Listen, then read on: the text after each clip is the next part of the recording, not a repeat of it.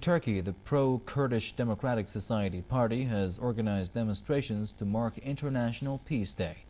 Meanwhile, the government is pushing to find a democratic solution to the question of Turkey's Kurdish identity. This against the backdrop of continued fighting between Kurdish militants and soldiers in the country's restive southeast. Press TV's Jody Sobral spoke to the demonstrators. Marking International Peace Day, thousands of Kurds joined a peaceful demonstration in Turkey to support the government's push to end decades of conflict with Kurdish militants.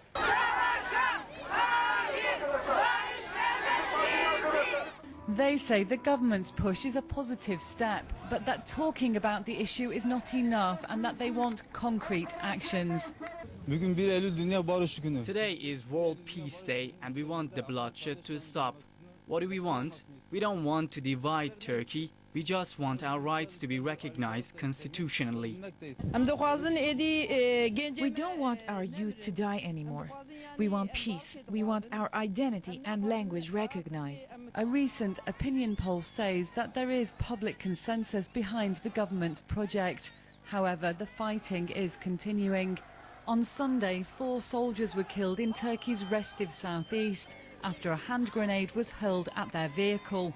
Authorities blamed the attack on the PKK. Abdullah Öcalan, the imprisoned leader of the listed terrorist organisation, has reportedly handed over a 160-page roadmap to his prison guards, calling for constitutional changes that would recognise Kurdish identity and give these demonstrators more cultural freedoms. However, speaking on Monday, the Interior Minister said there would be no constitutional changes and no amnesty for militants, which will make it difficult, say some, to find a lasting solution.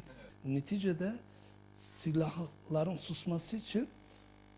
the PKK to lay down arms, they need to integrate those in the mountains back into society. But there's a trust problem, because in the '99 amnesty, when the PKK sent down 2 groups from the mountains, we thought they'd be released. But they were given heavy sentences and are still in prison. These people need to be released before anyone else comes down from the mountains.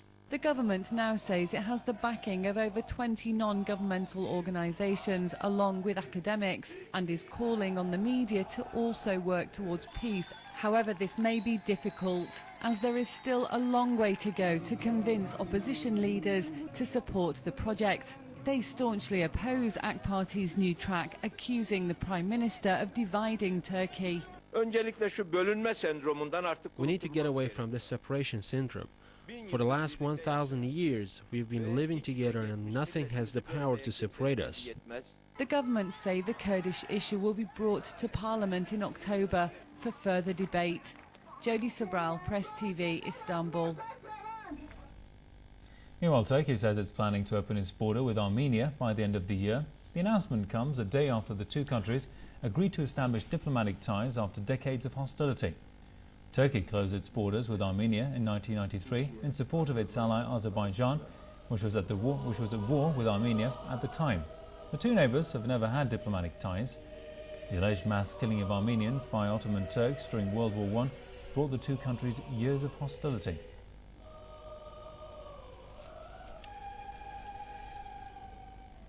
In other news, Yemen's army has intensified